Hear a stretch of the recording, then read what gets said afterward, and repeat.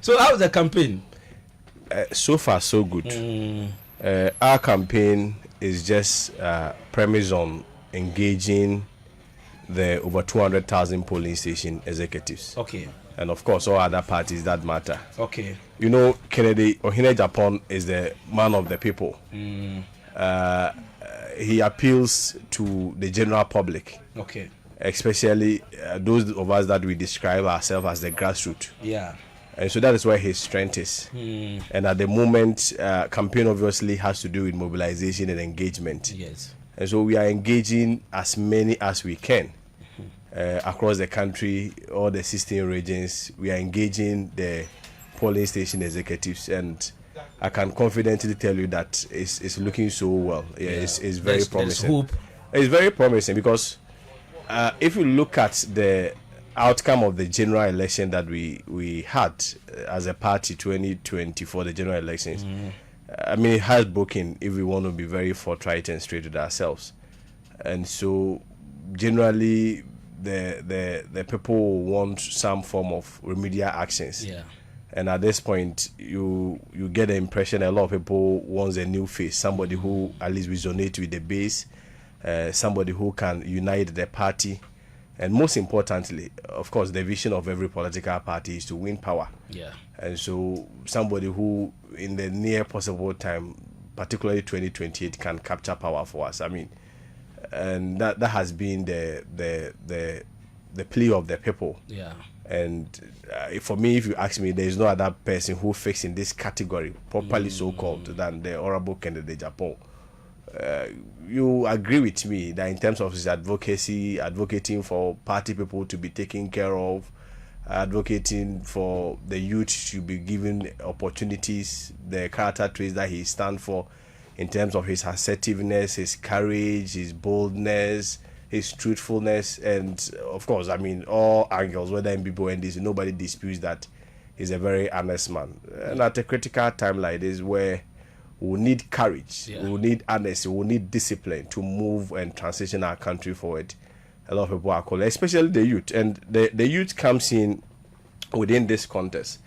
If you read reports, for instance, from the World Bank, the World Bank estimates that by 2030 and beyond, especially from growing and developing economies, in terms of employment and unemployment data, you realize that you have about 1.2 billion people that will be looking for jobs. Okay. Interestingly, 80% of these jobs do not even exist in the first place. Sure. If you want to narrow the conversation down even to our local jurisdiction, I have read researches from Professor Kakari and other researchers on employment that says that in terms of employment, particularly when you want to narrow the conversation to graduate unemployment, it takes a minimum of 10 years for half of a national service batch to get permanent employment. Yes. So what essentially means is that if you are in 2024 graduate and you finish your national service in 2025, it will take a minimum of 10 years or half of your batch to get permanent employment. And after 10 years, the other half will still be searching. Okay. The state can also employ just 2 out of every 12 graduates. Ghana Statistical Service also even recently makes it even more damning that if you look at the working class, 80% are paid less than 3,000 Ghana cedis. I live in Tamale. I also live in Accra. And if you want to even just look at the reality on the ground, you may, for instance, those of you in Accra, you may rent like 2,000 cedis a month. You have to buy fuel. You certainly transportation. I mean, I'm sure it's even the more reason why corruption is on the rise, because a lot of people, corruption becomes a means of survival. Okay. So 80% of our population, the remaining 20% are living in abject poverty, according to the same Ghana Statistical Service data. So clearly, it paints a very looming picture about our country and the ordinary dream that you want to live in your country, the American dream that young people in America are living, the UK dream that the young people in UK are living. You can't live such a dream in your own country. Basic decency is taken from you by virtue that you don't even have the basic livelihood support system. And so that is where we stand as a country. And at a crucial time like this, you need somebody with that proven track record of creating employment for the youth, creating employment for the citizens, and of course his mindset also being on entrepreneurship driven, so that in the next 5-10 years, if we have opportunity for Ken to lead the country, you'll be proud to say that within the next 4 or 8 years, we have been able to produce about 100 of Kennedy Japan. Yeah. And these are problem solvers. These are people who train people to develop critical mindset to solve problems. So, for instance, Kennedy Japan today has created about 7,000 jobs. He has also assured that within the next coming years, especially next year, he's also going to create about 10,000 jobs. Of course, with the coming into force of his steel factory and other companies coming up, essentially that will be about 17,000. So if you have such a mindset and at an individual level has been able to achieve this, and you want to populate it, and you create about 100 Kennedy Japans, and you also have the platform to manage the economy at a macro level, you are rest assured that when it comes to, for instance, matters of employment, job creation, it will be something that our youth may not necessarily be struggling with. Sure. So, I mean, the Ken brand is not really a brand for the MPP. It's a brand for growth, it's a brand for development, it's a brand for national transformation, if you ask me. Yeah, definitely. But I think, in creating jobs or job creation, you will need policies. They will see proposed policies, to actually help you to create jobs when you become a president. I'm referring to Honorable Kennedy Japan. But your opponents keep saying that you don't have, your candidate don't have rich ideas. They have the rich ideas, and they have the solution to this particular problem of unemployment in the country. So when given the opportunity, they will be able to do more than what you are talking about. So don't you think Honorable Kennedy Japan should be going beyond what he has done so far? My brother, I will tell you the truth. The problem and the challenges and the difficulties of this country is not really about ideas. As for ideas, you can even just go on AI, ChatGPT, and generate them. Our major problem as a country is to have a bold and decisive leader who can implement those ideas. So for me, I'm tired with ideas. I think we need leadership that can implement. Does Honorable Kennedy Japan have the ideas? No, I am saying that the problem with this country is not a problem of ideas. It's a problem of implementation. Okay. And you need that leadership to be able to implement. As for ideas, let's gather all professors in this country and let them give us ideas of how this country can move forward. Within the next 30 minutes, you will get the most fantastic and brilliant ideas. But you see, the bottom line is the implementation. And all over the world, there are precedents to it and case studies. And for the avoidance of that, if I should refer you, if you, for instance, look at the instances of Singapore, how they were able to transform their country, it wasn't about ideas, it was about leadership. Having that discipline, having that courage, and having that assertiveness to be able to make critical decisions as a leader, and not just being timid and probably just priding yourself by ideas. You can have all the rich ideas, but if you don't have the leadership skills to be able to make such critical decisions, what becomes of the idea? And I refer you to also the case of the Cubans, Castro and co. The Raul and Fidel, how they were able to transform their country. If you go to Botswana, how they were able to transform their country. If you go to China, how they were able to transform their country, transitioning from the first industrial revolution up to the fourth industrial revolution, bring productivity, increase growth, so that there will be total transformation in their country. It wasn't about ideas. It has more to do with leadership.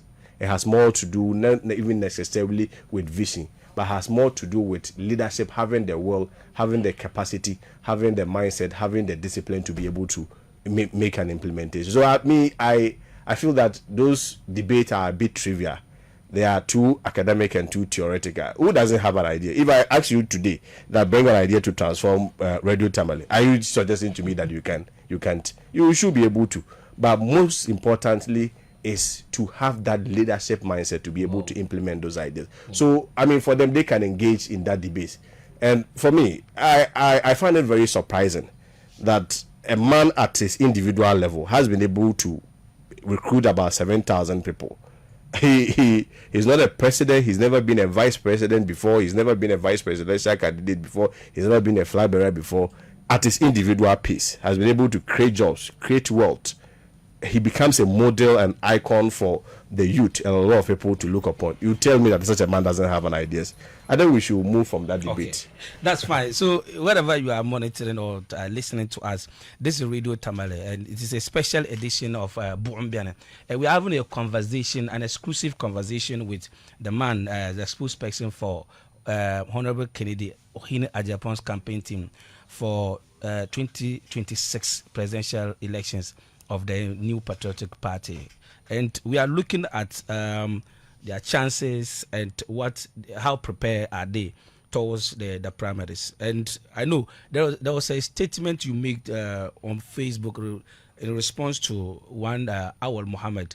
Yes, about the dynamics that went into the last elections, how Dr. Mahmoud Bawumia got 0 seats in some regions in the northern part of the country. And I will come to that one. But you talk about timidity, and then I think most of the times they say, oh, Dr. Bawumia is humble. I mean, most of the candidates are humble, whereas your candidate is arrogant. They don't describe it as being bold. They say he's arrogant. He doesn't respect the way he addresses people. What do you have to say about that before we move on? After the Second World War, Winston Churchill made a very profound statement that I want to refer you to. He made a case that, of course, I mean, I even want to narrow it down to this. There is a bottle of water, right? It appears it's half full, right? Yeah. So it depends on how you want to see it. You may want to choose to see it as half full or also half empty. Each leader obviously has strengths and shortcomings. I will not sit here and paint Kennedy AGYAPONG as a saint. I mean, he's a human being. Just like every human being, we have our strengths and we have our shortcomings. But it depends on how we are able to exploit those character traits to be able to achieve socio-economic transformations for our country.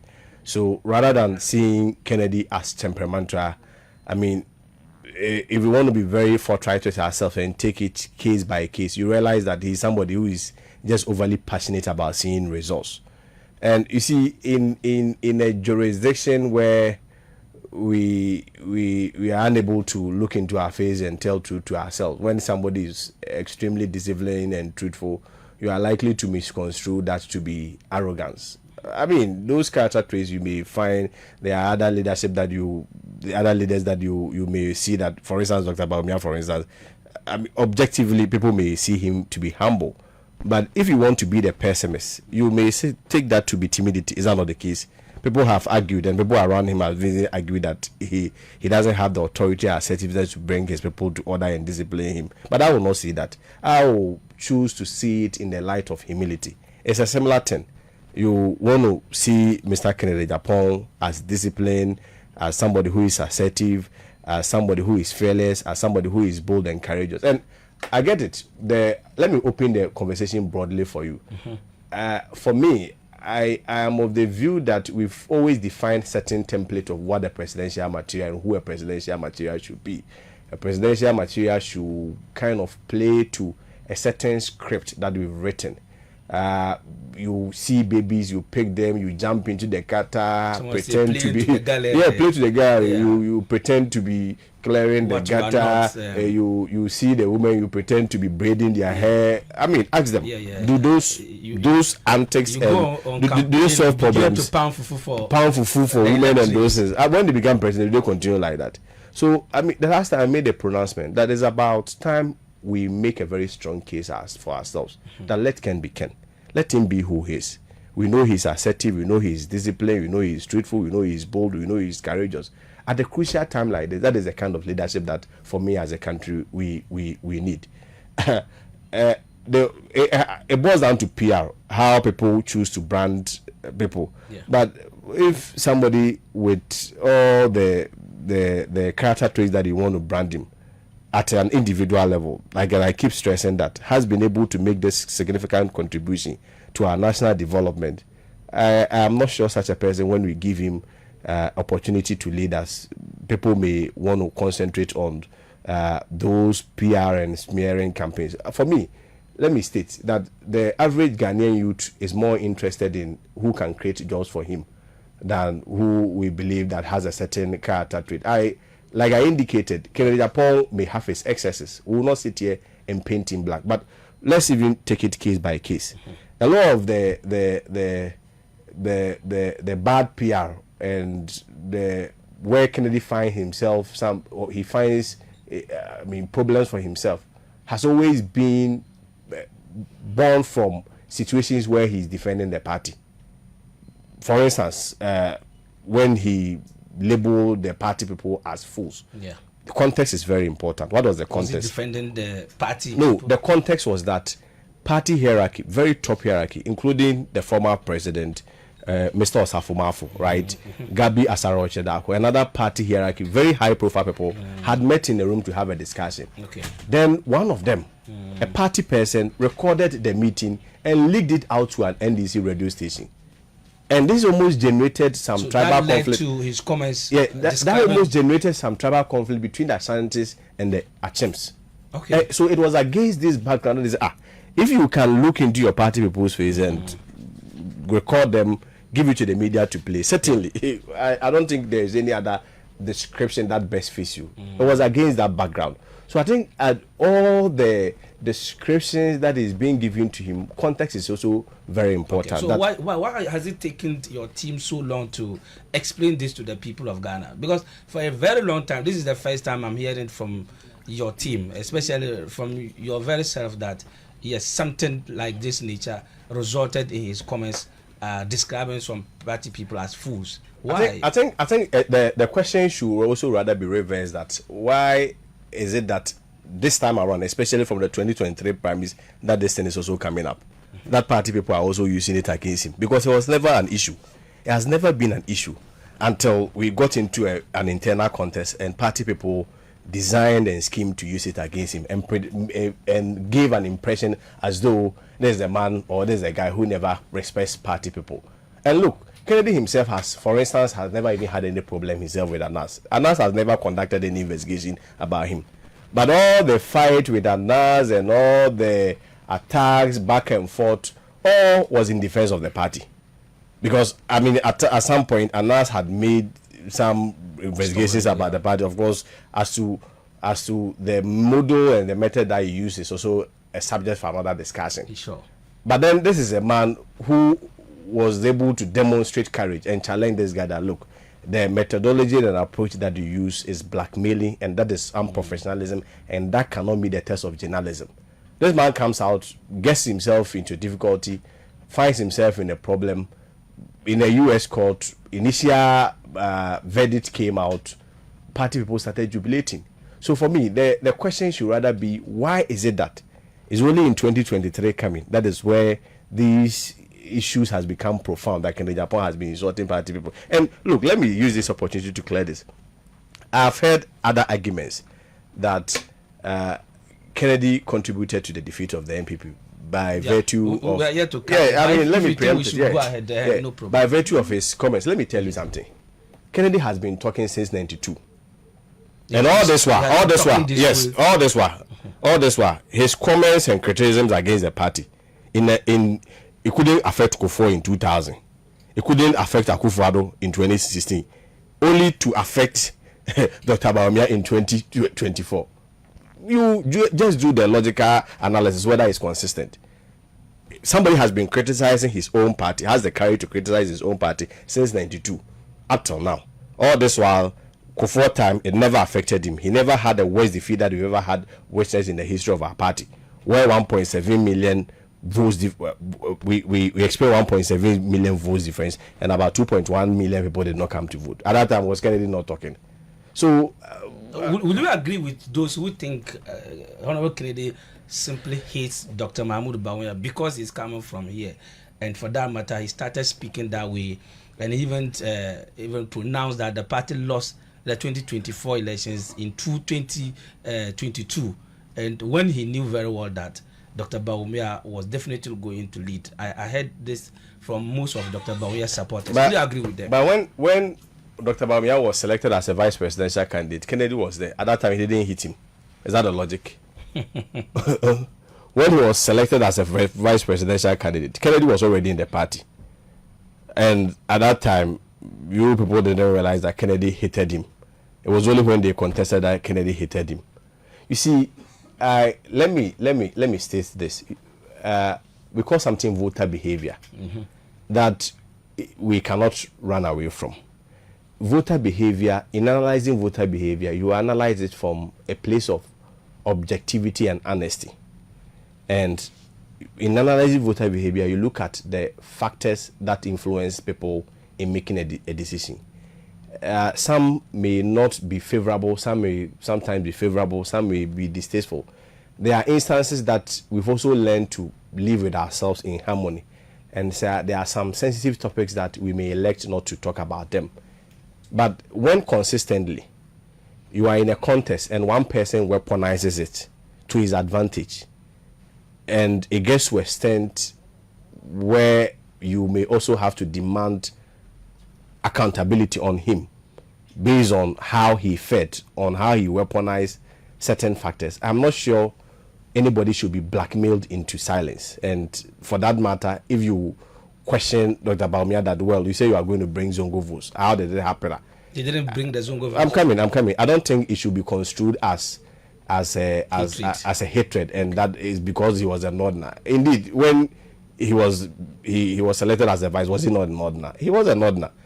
And I have come to the realization that it's a calculated attempt, mostly by their camp, to couch all of us into silence and blackmail us religiously and tribally. Let me tell you a lot of instances. Recall that during the 2023 primaries, it was the Dr. Bawumia's camp which started this Dumbo lineage argument. And made a very strong case that, well, Kofo's side has been represented from Buzia. Buzia, which in any event has no correlation. Kofo is from Ashanti region. Buzia is not from Ashanti region. Where is from Buzia? Buzia is from Wenchi. Buzia is from Wenchi. Which region is that? That is Bono. Okay. Bono. Not from Ashanti. Not from even from Ashanti region. Okay. Then they advance another case. I'm telling you how identity politics people can exploit this is a great revelation. How people can even exploit it.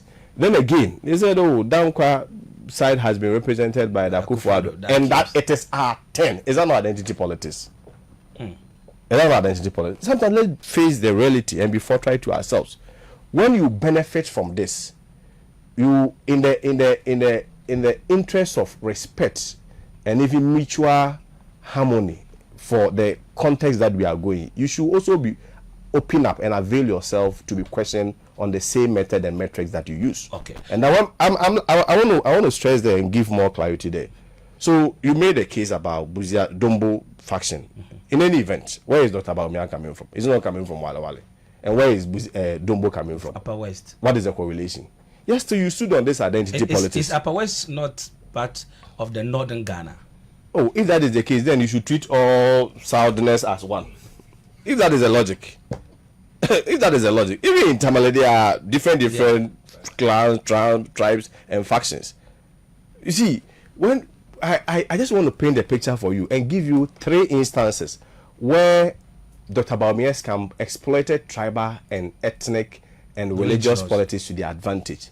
And so they should be the last people to cry foul and blackmail people into saying that any criticism against them is because they are not this. No. Were they not Northerners when they had when he was also voted as a flag bearer? Were they not accounts in the party? It's a democracy. When you have an opportunity, people give you the opportunity. But when it goes against you, don't blackmail people into saying because you are Northerners. NPP has never been against Northerners. Okay. The problem has always been the NDC, which has used that tag against the NPP. Of course, politics is a game of strategy. It is not disputed that in NPP, a lot of our votes comes from Ashanti region. So ordinarily, even if delegates are going to vote for themselves and based on the identity politics that we have, if you have an Ashanti person, they are likely to vote for themselves, just like you people will be likely also to vote for yourself. And we cannot be dismissive about these realities. We voted since 92. Ashanti region has always been voting for the NPP. Voter has always been voting for the NDC. You think it's magic or it's rocket science? This is identity politics. It is there. We cannot run away from it. We may elect not to weaponize it. But when we are going into an election and you present yourself as the only candidate that can remove the deaconized tag, or you are the only candidate, you present yourself as the only candidate that can remove the account tag, and that if we don't present you, it presupposes that the MPP is our camp party and they don't like Northerners, and you win on that, and you go and your performance is not well, you think we can't question you on that? We have the right to question you. Let me give one final instance. Before we proceed, go ahead. Let me give one final instance. Recall the whole campaign that he was going to bring Zongo votes and Muslim votes. You think that did not affect people also in the south? Because he presented himself as a Muslim and as a person from the Zongo, and for that matter expected that the Zongos ordinarily vote for him. There is nothing wrong with it. Identity politics, you may benefit from it. But when that happens, and across all polling stations in Ghana, we lose all Zongo votes with the exception of only Winneba polling station, you think we shouldn't question you on that?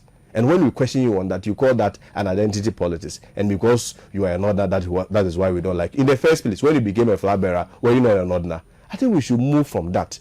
If there is anybody that ought to be called out for playing identity, religious, ethnic, and tribal policies, I've given you 3 instances where Dr. Bawumia's camp abused and exploited that side of politics to their advantage. So today they should be the last people to cry on it.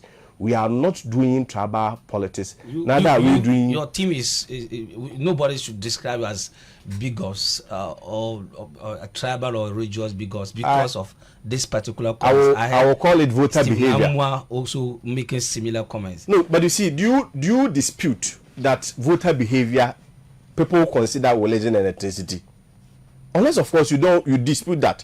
As I'm sitting here, if I meet a Muslim girl downstairs and I propose to her, the 99% chance that she's going to tell me it won't work. Why? Because I'm a Christian.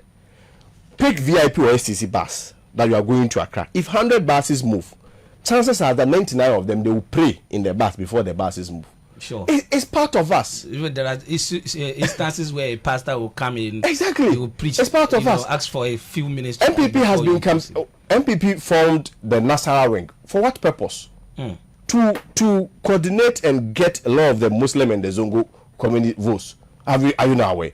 For some time now, haven't NDC used tribal and identity politics against that we don't like Northerners? And for that matter, even Dr. Bawumia himself, the last election, the whole idea was that we need to deflate that account tag by bringing a Northerner.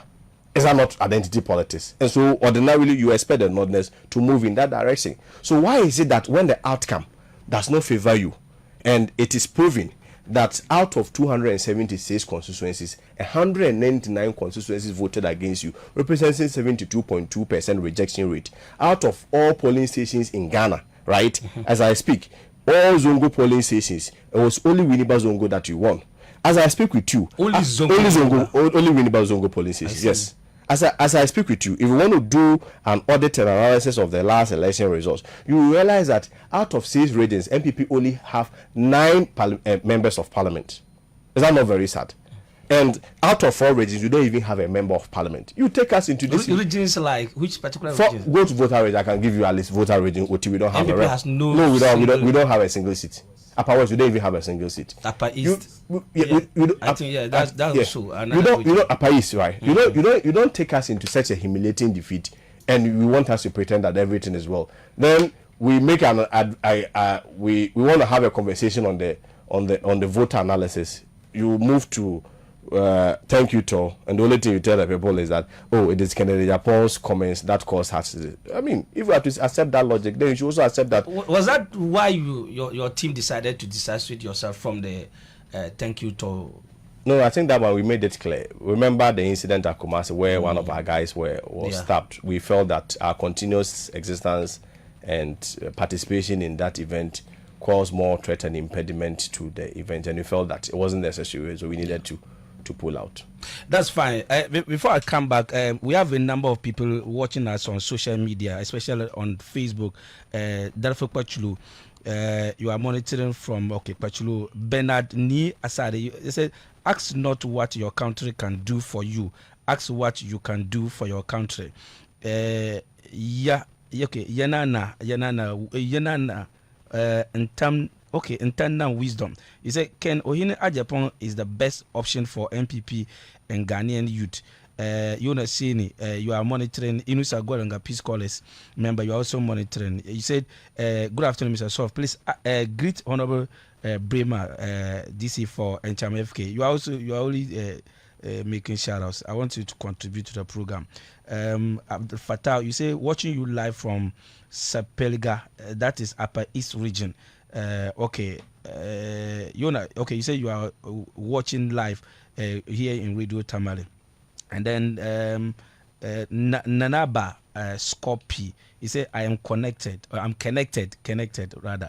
Yes. Now, I want us to look at this scenario. I heard a number of Dr. Bawumia supporters saying that since the beginning of the Fourth Republic, any presidential candidate representing the MPP has the opportunity to get a second chance to lead the party again. And most of them have been very successful. They mentioned, the revered former President Kufuor, Jack, the gentle Jack. They said, yes, he came in 1996. He didn't get the opportunity. And when he was repeated in 2000, he won. President Akufo-Addo, the former president, he came in 2008. He didn't get the opportunity to lead the country as president. He was given another chance in 2012. Yeah. He couldn't win. In 2016, he was able to win and win massively. He said, for that matter, they also need a second chance to prove to the people that it was not the fault of the former vice president, former flag bearer, but it was rather the fault of the former president. Will you, agree with them? Will you ask Mr. Kennedy AGYAPONG to pardon him, so you give him the second chance to lead your party into the next election? Well, it's an invitation for us to discuss the history of the party. And you know, MPP is an intellectual party. Mm-hmm. A party built with a lot of people of high class and high value. And so when you make statements like this, it invites everybody to interrogate him.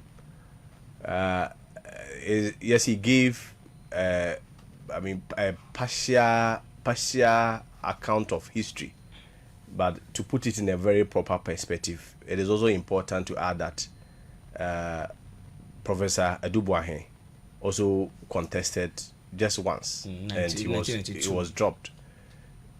You realize that the caveat for giving second chances. Did he go for the second contest and lost? Yes, he went and lost. Okay. Before, yeah. Yeah. You see, the caveat for giving second chances, based on the history of our party, is predicated on performance. To the extent that if you don't perform, the party people will lose hope in you, and based on that, they may consider changing you. I start with Professor Dubois. He was a founder of the party and founder member of the party. Went through one of the most difficult elections ever held in this country, contested against the almighty and fearful President Rawlings then. And recall, at that time they were transiting from the military to the democratic regime. So those times, even when they have elections, they use jute bags. Even before in 96, it transited into an opaque ballot boxes. Even despite that, do you know that the votes difference that Professor Dubois lost is still far better than what Dr. Bawumia lost? Unless you are able to convince us. Professor Dubois lost with 1.18 million votes then, but Dr. Bawumia lost with 1.7 million votes, which is over 600,000 difference. Even then, if you want to make the analysis, Professor Dubois lost his 1.18 million. That was even in 92. And I've given you the background where we're transiting from the military era, where there was no transparency and fairness in our voter process. And where Rawlings was even more popular. Rawlings was even more popular. Professor Dubois then had the difference was 1.18 million. And so even if you want to compare on that note, with Dr. Bawumia having had the opportunity of marketing himself for the past 16 years as a vice presidential candidate, as a vice president, obviously having the opportunity to also market himself by virtue of he becoming a flag bearer. Yes, though, what was the performance? Difference of 1.7 million votes. And that beyond that, remember that even our own votes, our own party members, about 2.1 million also declined to vote. So if you want to put it in a holistic mathematical context,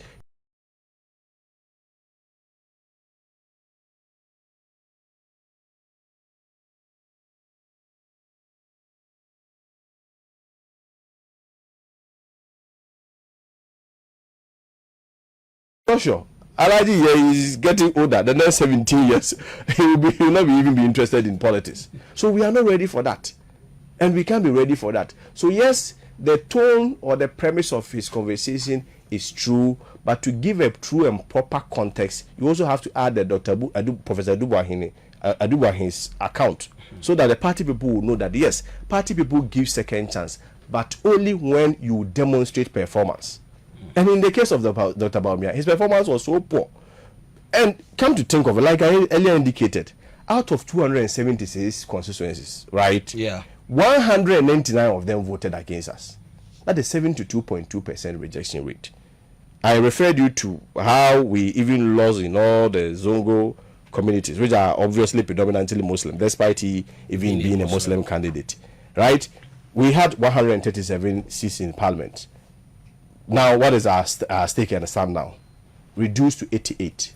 And you think this is... Do you blame it on the flag bearer? Oh, I mean, you see, it will be unfair to say he caused it. But what I can say is that circumstances surrounding him also occasion that. Circumstances surrounding him also occasion that. Circumstances like... Oh, I mean, broadly, to be fair, yeah. If you ask me, you may look at the economy. Dr. Bawumia came into limelight against the backdrop of economy. His economic prowess, economic messiah, and at the time that he was leaving office. Of course, you cannot entirely blame him. He didn't cause everything. But in a political strategy, at a time where the economy has broken down and people are complaining, you don't bring somebody who was so closer to the economy and was making decisions for us. Ghanaians do not have short memory. Certainly they remember. Let me move beyond that. Again, you campaign on religion, right? You campaign on religions during your primaries. You are expected to benefit from it. Is that not the case? And obviously you benefited from it. I'm not sure Islam is the only religion in Ghana, right? Other religions also advise themselves. So when you initiate something and you get a response, certainly people are also going to punish you for that. And I am not sure we should also be dismissive about. I'm very measured in going into that, but we are all aware that he may not have been the problem or he may not cause it, but some way, somehow, he's also a victim of an ethnic conflict that also might have affected him. He didn't cause it, but we cannot also dispute that or run away from it. And of course, the internal wranglings that I take responsibility for, and I admit that how the primaries went also certainly affected him. People felt their voices are not being heard, they are dejected. And then let's start from here. Recall, we initially had about 167 MPs. Then we attempted an imposition where few party hierarchy elites believe that they can make decision for it to cover and bind everyone.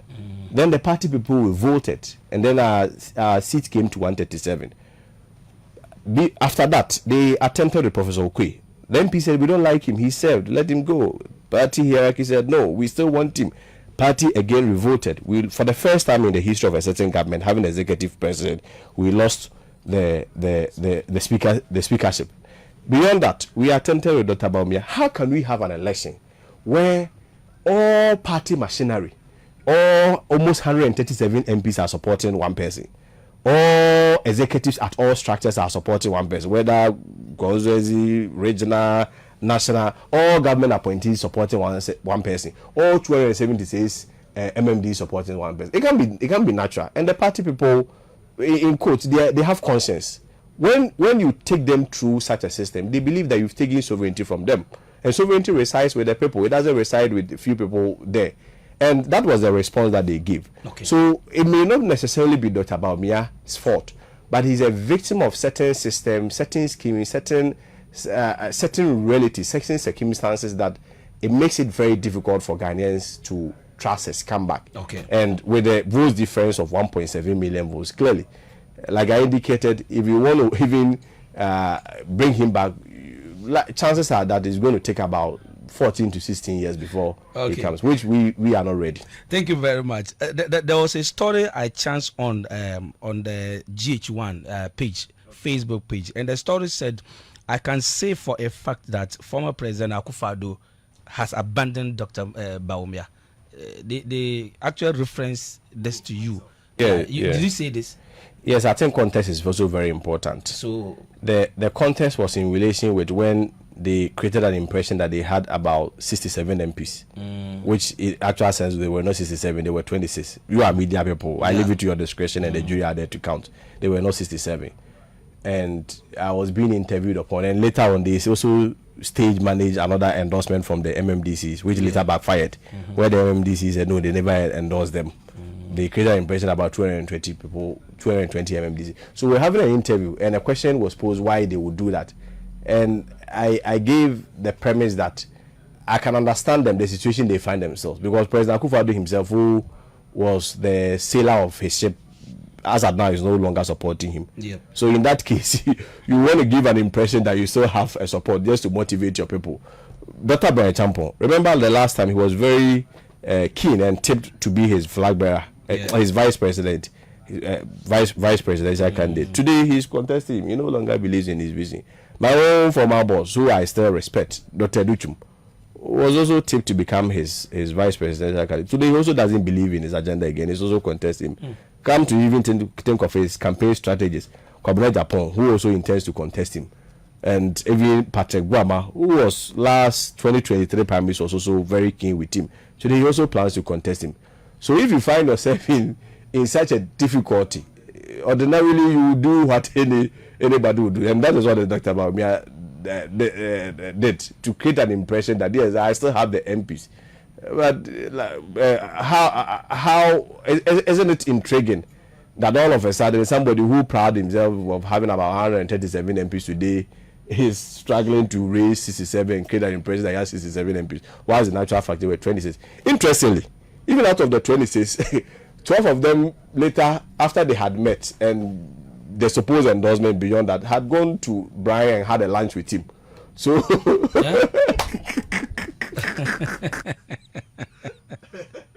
then they can't be trusted. They moved to Brian and had a lunch with him. Yes.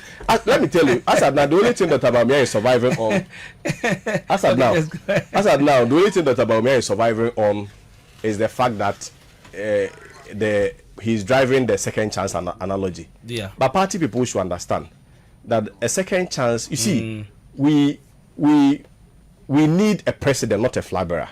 Let us state that. We need a president, not a flag bearer. We need somebody that the party people are ready for. Okay. And with all what is going on in the party is no longer attractive again. We need to make a bold statement that we are ready for change, and that change is not a change until we ourselves change. And how do you make that bold statement? We will make that bold statement by saying that those who sailed the ship into captivity and sank the ship, they should leave, so that new people with new energy take over. This is something that we should be very clear and bold in communicating, regardless and no matter where we find ourselves. And that is the communication that we should do. And that is, if you listen to the party people, the base, many of the party people have that conviction that it's about time that we need to make a very strong case, and present somebody who is winnable, who is marketable, and who can capture power for us, especially at a time where NDC themselves, they are going to present a new candidate, because certainly John Wama cannot come again. So it will definitely be... So that's where I was going to come to. So even if NDC is to present a new face, that will lead the party into the next elections, it means that NPP will need a very popular person, a very well marketable candidate to actually come against the person, that the face that NDC will be bringing. And definitely Dr. Bawumia, as someone who has been on the ballot paper before, he's popular. You cannot dispute that. So having him as your flag bearer against whichever candidate the NDC will be bringing, they say you have upper hand, a very big advantage over the NDC. Don't you agree with them? Let me tell you something. If it has to do with popularity between AGYAPONG and Dr. Bawumia, who do you think is popular in MPP in Ghana? They said he's Honorable Ken is notorious. He's not popular. But you can be notorious for the good reasons. He's indeed notorious for the good reasons. And I'm saying that this time around, we will not let anybody define, and we say that in humility, not necessarily to suggest that Ken is arrogant or he's not ready to change certain things. I've indicated that Ken is a human being. He has shortcomings. He needs improvement. There are certain things he admits. I remember even when he met the Professor Okoye committee, he told them that yes, he agreed that partly his utterances may have even also caused that. He's a human being. But the point is that being a president is not really about who can well play a script and make it appear he's humble. It's about humility. Everybody will want to pretend that he's humble. Sure. It's about who the people want. You are a media person, and I throw that challenge to you. Take your camera, interview 100 reasonable men on the street who they want to lead them, and they will tell you that, oh, MPP, they want to come by a better. If you bring Ken, we'll vote. That's what people are saying.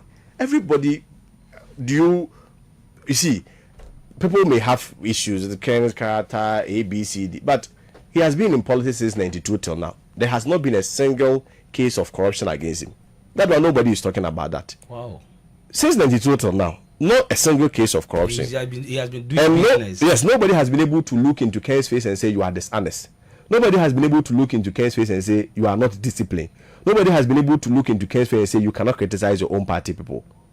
And you think these are traits that we should overlook? And in the name of what? Because humble. I think we need a flag bearer, not a humble man. Okay. We need somebody who can win us power, not a humble man. If it's about a humble man, we may have to go to the clergy and go and look for humble man. I think I have about 15 names, former appointees of the actual government administration of the former president, His Excellency Nana Addo Dankwa Akufo-Addo. And the names, your name too is part of it. Appointees who contested for parliamentary seats and were not able to win. They said you can't blame all of this on one single person, simply because the party lost an election. Some say it was as a result of voter apathy, which affected you your very self. Do you agree with them? Voter apathy affected everybody, including yourself. What caused the voter apathy? If we don't have a winnable and marketable candidate, certainly there will be apathy. Don't you think the action and inactions of the former president could affect your party? See, let me tell you one thing. Today I'll be bold on your platform. President Akufo-Addo is not saint, but how Dr. Bawumia's camp has treated him is most unfair. I don't get you. Somebody picks you, makes you his vice presidential candidate at a time when you're not even a party member. Waive party membership for you. You become a member by default. You went to an election first 8 years, he didn't change you. Then become a former vice president for another 8 years. Literally imposes you on us. And you think this is the way you want to describe him? If you ask me, you see, when the COVID struck, undisputed, the economy shrank and things went a bit haywire and there was difficulty. Akufo-Addo is a human being, he has his shortcomings. But I felt that was a time that even Dr. Bawumia should have joined him in one accord to take responsibility and say that, look, things are hard, but things will change. But what was the response? We went to do a lecture and say, bold solutions. I'm not part of this. Every good thing he did it, but all the other difficult decisions, levy, I'm not part of it, I will change it. The communication would have rather been, we have understood your plight and your concerns on the e-levy. But within this time, it is necessary. But I assure you that, please, within the next few months or years, we'll take steps and remove it. But if you come and throw your balls under the bus and then create an impression that, well, when you lost the elections, even 3 days to election, you didn't know that we were going to increase fuel and that they had increases. What communication is that? That we design an increment of fuel just to cause your failure. The same President Akufo-Addo who made sure, removed DCs, did all took all the political decisions to make our flag bearer. If today they feel that President Akufo-Addo is the one who caused his defeat, we leave it to the jury out there. I leave it to the conscience of Ghanaians. But you see, this is not politics. This is basic wisdom that we all have to learn. That it gets to a time where the hand that fed you, we don't bite it, no matter what. I have, on a matter of principle, I have made the decision that when it comes to Dr. Duchu matter, I don't comment on it. Only when it's good thing that I comment on it. Why? Because whichever way, he gave me opportunity as a spokesperson for the Ministry of Education. And some way, somehow, by my virtue of sitting here, it has a cascading effect that brought me here. So on a personal principle, when Dr. Duchu's matter is being discussed and is on a bad note, I hold a reservation. No matter how I hold a reservation to it, I have decided not to talk about it. If you ask why is it false, okay, if Dr. Duchum's issue, I won't comment on it. Is it false? But to come and create an impression that Dr. Duchum is a bad man and is the reason why the Ministry of Education thinks it didn't work, is that a leader? A leader takes responsibility. A leader take a collective responsibility and say that, look, in spite of A, B, C, D, in spite of all the wrong, I take responsibility for it. Put the blame on me, but I assure you that I'll fix it. That is leadership. Not when you complain and give an impression that your boss caused your failure. Akufo-Addo, you think Akufo-Addo will engineer Dr. Bawumia's failure, and this logic, people want us to buy it. Your comments on top-bottom approach. Anyway, your comments on top-bottom approach. Top-bottom approach. What do you have to say about that one?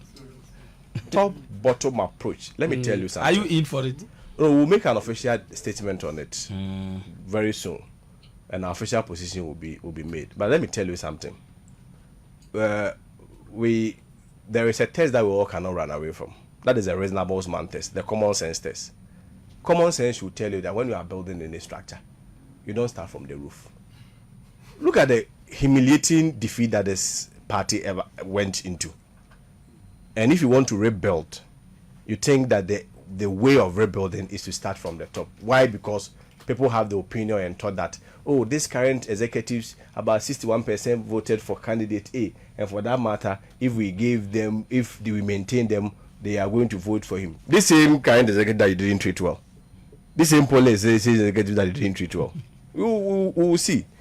Our ordinary expectation was that the most effective way of mobilizing a party, especially looking at the background of this humiliating defeat, would have been to build from the base, where you give sovereignty to the people. You allow the electoral polling station to make a decision, electoral area, constituency, regional, up to the national level. But look, the same mistake that we made, it appears people haven't still learned. They believe that the reverse should rather be true, where we start from the top. But I can tell you that an idea which time has ripe, nobody can change it. When your time is up, nobody can change it. I have been in this country where President Mahama has appointed electoral commissioner, as Charlotte said, he lost election by 1 million votes. Yeah. I have been in this country where President Akufo-Addo has appointed electoral commissioner, and his vice has lost with 1.7 million votes. The worst defeat ever in the history of our body politics since 92. And so there are some times that you can only try. You can only scheme, you can only have a wishful thought that we want to protect this person, we want to protect this person. The polling station executive there, that is where sovereignty resides. Over 200 polling stations, 200,000 polling station executives. Those are the people with power. And they will make a decision. So for us, whether top down, whether down top, whether cross-sectional, believe you me, on the 31st, whichever way, we'll still win. Is Ken connecting? Finally, is Ken connecting? We are well connected. We are well connected. And this time around, it's a level playing ground. When I came here, I think the sense I get is that there is some manner of intimidation and stress, and this whole identity politics that, hey, if we're not now, you go and support ABCD. Let me tell you, if I'm your brother, you don't take care of me, and a stranger comes to take care of me, who is my brother? Huh? If I'm your brother and you don't take care of me, and a stranger comes to take care of me, who is my brother? So these whole points about, I think the party people are interested in who can win them power than voting for who they think is their brother. End of story. The party people, they are interested in who can win them. They are tired of being in opposition. 8 years, they didn't get anything. And you think they are so much happy to still be there in the name of what? Brotherhood and allegiance that doesn't exist, and tracing Dombo, whilst Dombo is upper west, and you are not easy to paint a picture of a certain lineage which even doesn't exist.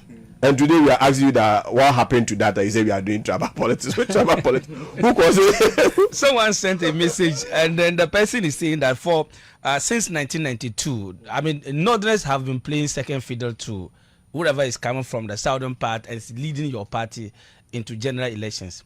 And for that matter, yes, Dr. Bawumia, and I think you answered, but it's like the person wants some emphasis. Yes, but the person is saying that won't you allow Dr. Mahmoud Bawumia to just lead? And this time around, that it appears your party is likely to win, most likely to win, because John Mahama is spending 4 years. Won't you allow him? Tell you something. The last presidential premise, if Nordness alone had voted for Dr. Bawumia, he wouldn't have become the flag bearer. Definitely. Yeah, it took non-Nordness to vote for him to become a flag bearer. So that argument has fallen flat. I am telling you, if Nordness alone, because it's about identity. The accounts identify more with the MPP than the Nordness. And so if we were to go by the logic based on the text that came, and accounts were to vote for an account, Chairman Zabos, where is he from? All the appointees who led Bawumia's campaign, where are they from? Were they from the north? Are they not from the south? Are they not from Ashanti region? Akufo-Addo, who sponsored Mizi and Nordna? By example, who was with Mizi and Nordna? So these whole arguments about trying to blackmail people, if nobody will comment about me, I'll comment about it. You had the opportunity for, well, you think when he was coming into power, when he was becoming the vice president, there was no other Southern who could have paid. After all, NDC has been doing Southern take it before. So what is the point? You had the opportunity 8 years, another 8 years. Today you are saying it's because you are another, that is why we are rejecting you. When you became a flag bearer, that time, you know another. He is blackmailing you. Don't buy that. It should come on competence and performance, not on type. It's some of these comments that make also people react.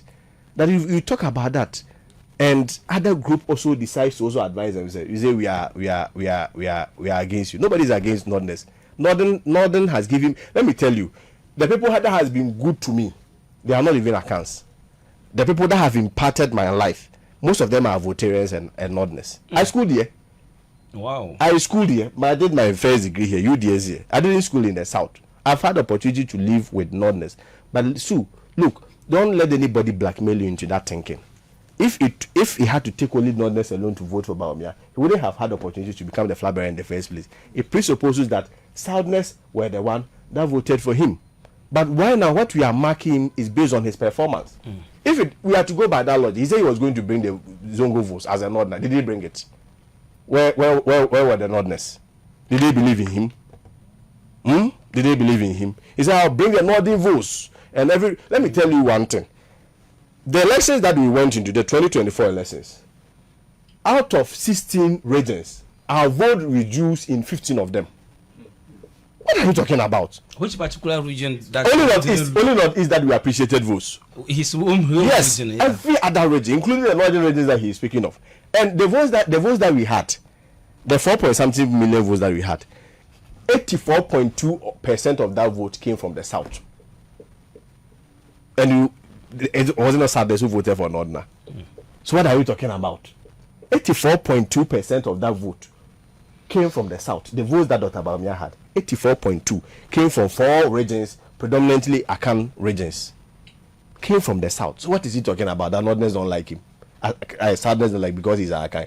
This time, when he brings that debate, we will not let anybody blackmail us into silence. We'll tell him that his competence. Nobody is playing a trap. Thank you very much. Because I think we need to, part ways with you. I know you'll be returning to Accra today, this evening. Yes. So I don't know if you have anything to add, any message from Honorable Kennedy AGYAPONG to the good people of Tamale, Northern region, and his readiness for the battle on 31st January. No, I think for us, we will continue to appeal to them.